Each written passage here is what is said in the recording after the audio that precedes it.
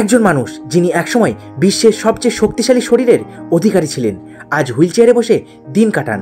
তার নাম রনি কোলম্যান, যিনি জিতেছেন 8 বার মিস্টার অলিম্পিয়া। গড়ে তুলেছিলেন এমন একটি দেহ যেটা দেখে মনে হয় যেন কমিক বই থেকে উঠে আসা কোনো সুপার হিরো। কিন্তু এই সুপার হিরো আজ নিজে হাঁটতে চলতে পারে না। কি এমন ঘটলো?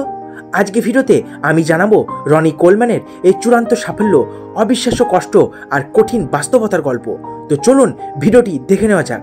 রনি জন্মগ্রহণ করেছিলেন 1964 সালে আমেরিকার লুইজিয়ানায়। সাধারণ মধ্যবিত্ত পরিবারের সন্তান ছিলেন তিনি।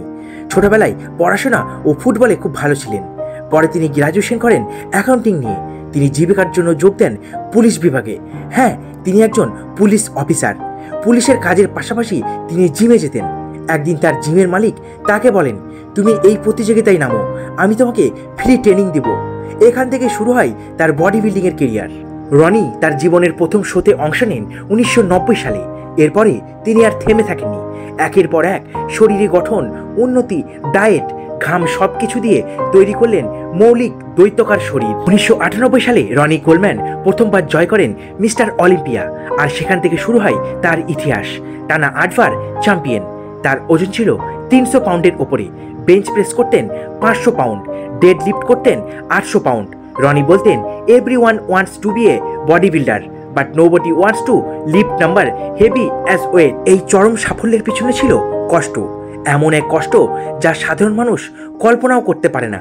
দিনে 3 বার জিম করতেন, বিশাল ওজন তুলতেন, ঘুমেরও সময় ছিল না ঠিক মতো।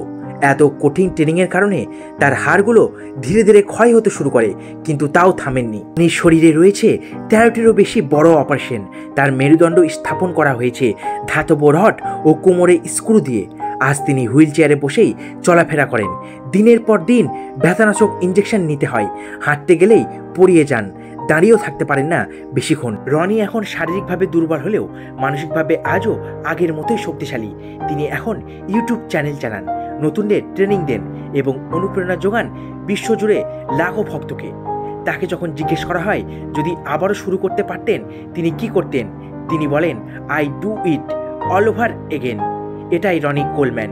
যখন আমাদের অনেকে সামান্য কষ্টেই ভেঙে পড়ি, রনি তখন জীবনের কঠিনতম ব্যথা নিয়ে বলেন, আমি খুশি, আমি যা চেয়েছি সব পেয়েছি। এটাই রনি কোলম্যান। শুধু পেশির শক্তি নয়, হৃদয়ের এক দানবীয় শক্তি।